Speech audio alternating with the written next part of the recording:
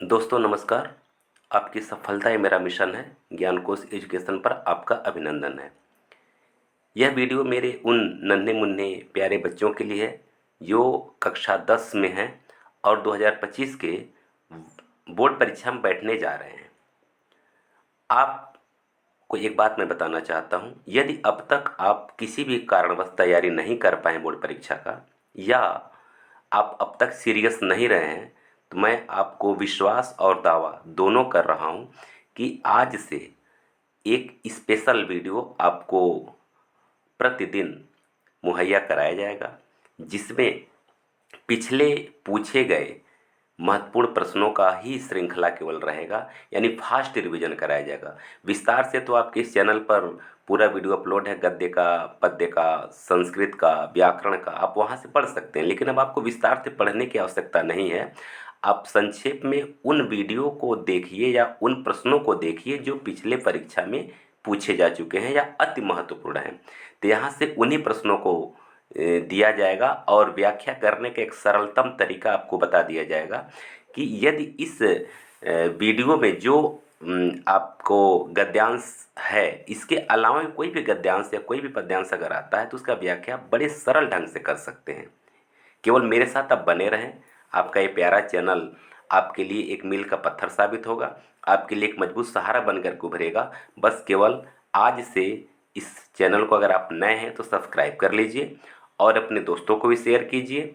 साथ ही साथ ज्ञानकोश एजुकेशन के ही नाम से टेलीग्राम चैनल भी है, वहाँ ये पीडीएफ अपलोड कर दिया जाएगा, तो वहाँ से आप पीडीएफ भी देख सकते हैं। ठीक है ना। तो आइए हम लोग सीधे चलते हैं।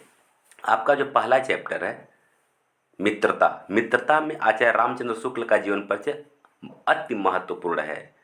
कोई भी ऐसा परीक्षा नहीं है कि रामचंद्र शुक्ल को न पूछा जाता हो, तो इसलिए इनका मैं संक्षेप में जीवन परिचय लेकर के उपस्थित हूँ। आप इसको देखिए, इसका पीडीएफ तैयार कर लीजिए, उसी से आपका बड़े आराम से तैयारी हो जाएगा। चलिए आइए हम लोग देखते हैं। आचार्य रामचंद्र शुक्ल का जीवन परिचय इस तरह से। हिंदी के इस प्रतिभा संपन्न साहित्यकार का जन्म 4 अक्टूबर 1984 को बस्ती जिले के अगोना नामक ग्राम में हुआ था। मैं थोड़ा सा व्यवहारिक रूप में भी इसका व्याख्या करते चल रहा हूँ ताकि आपको याद हो जाएगा। यानी कि आचार्य रामचंद्र शुक्ल का जन्म कहाँ हुआ था, तो बस्ती में हुआ था। किस गांव में हुआ था, तो अगोना नामक गांव में हुआ था। और कब हुआ था, 4 अक्टूबर 1884 को हुआ था। अगर आप अब 4 अक्टूबर नहीं याद कर पाते हैं, केवल 1884 याद करते, तब भी आपका काम चल जाएगा। ठीक है ना। इनके पिताजी का नाम क्या था, पंडित चंद्रबली शुक्ल था, जो सुपरवाइजर कानून गो थे। बालक रामचंद्र शुक्ल था।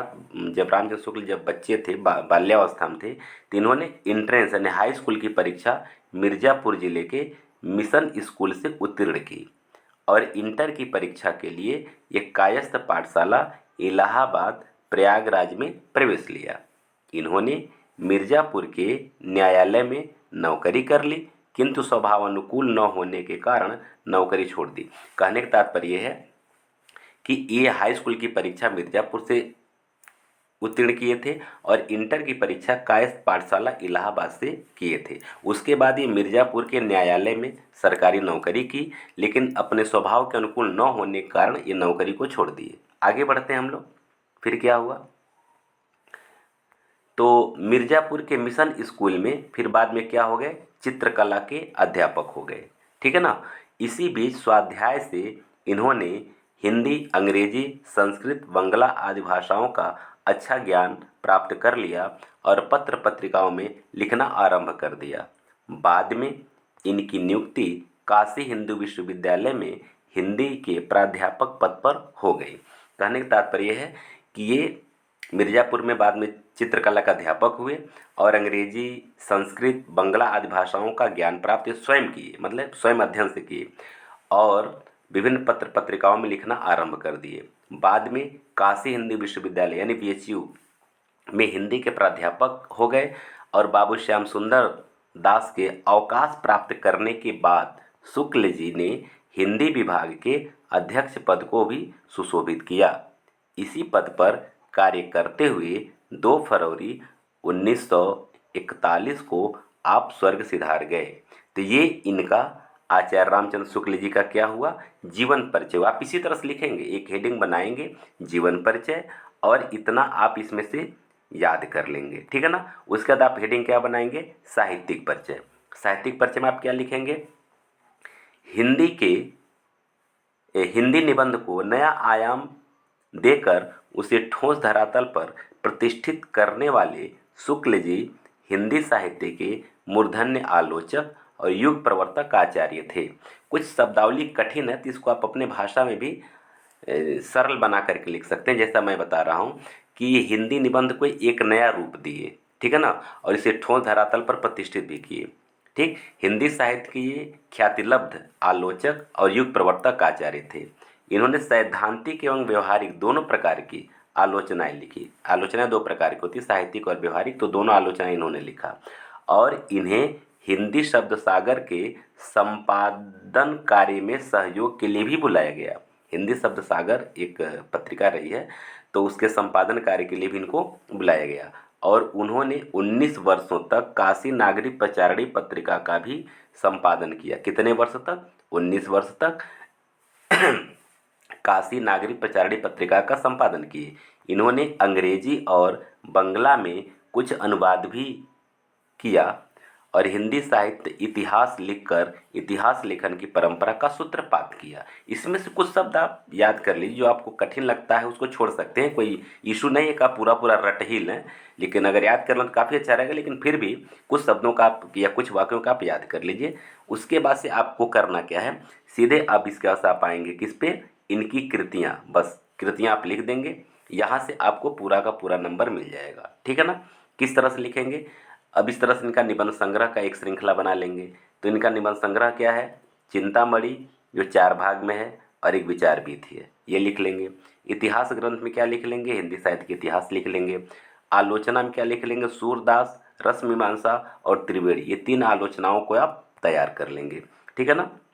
इसके बाद संपादन कार्य की जहाँ तक बात है, तो संपादन कार्य आप यहाँ देख रहे हैं। इसको बताने के पहले आपको एक बार मैं फिर बताना चाहता हूँ कि कल से आपके गद्यांश का एक शानदार वीडियो आपके सामने आएगा, उसको आप देखेंगे। उस वीडियो में केवल वही गद्यांश रहेंगे जो हर बार पूछे जाते हैं। इसके बाद फिर आपका दूसरा पार्ट का जो भी जीवन परिचय, फिर गद्यांश का वीडियो, फिर उसके बाद से जीवन परिचय, फिर गद्यांश के वीडियो, इस तरह से आपका गद्य में 4, 5, 6 वीडियो में तैयार करा दूंगा। फिर उसी तरह से पद्य भी 5, 6, 7 वीडियो में आपका तैयार हो जाएगा। फिर संस्कृत तैयार हो जाएगी। इस तरह से पूरा का पूरा एकदम आपको परीक्षा के काफ़ी पहले आपको सारा वीडियो अपलोड कर दिया जाएगा और उसको आप देख लेंगे और बढ़िया से आपकी तैयारी करा दिया जाएगा, ठीक है ना। तो चैनल को सब्सक्राइब कर लीजिए, टेलीग्राम को सब्सक्राइब कर लीजिए, और वीडियो को अधिक से अधिक शेयर कीजिए और लाइक कीजिए। तो इसका संपादन क्या है देखिए, तो संपादन में क्या क्या आप लिख सकते हैं, जैसी ग्रंथावली, तुलसी ग्रंथावली, भ्रमर गीत, सार, हिंदी शब्द सागर, नागरिक प्रचारणी पत्रिका और आनंद कादम्बनी। इसमें पूरा नहीं तो कुछ आप याद कर, जो आपको ये संपादन में जो आपको 2-3 जो सरल लग रहा है आप उसको तैयार कर सकते हैं। बस इतना ही आपको लिखना है। और मैं आपको विश्वास दिलाऊं कि क्योंकि मेरा ये हाई स्कूल के पढ़ाने का जो अनुभव है 24 साल का है, ठीक है ना। इस 24 साल के, और कापी भी चेक करने के लिए हम लोग बोर्ड परीक्षा में जाते हैं, तो बच्चों की मानसिकता क्या है, नंबर कैसे मिलता है, सारी चीज़ें हम लोगों को अनुभव है, हमें अनुभव है, उसको हम बता रहे हैं। तो आप इतना लिख देंगे आपको पूरा पूरा नंबर मिल जाएगा, ठीक है ना। तो इसलिए आप मेरे साथ बने रहें। और एक बार पुनः मैं आपको चैनल को सब्सक्राइब करने के लिए कहता हूँ, आप कर लीजिए ताकि नोटिफिकेशन आपको मिल जाएगा। फिर हम लोग मिलते हैं अगले वीडियो में। आप सबको बहुत बहुत धन्यवाद।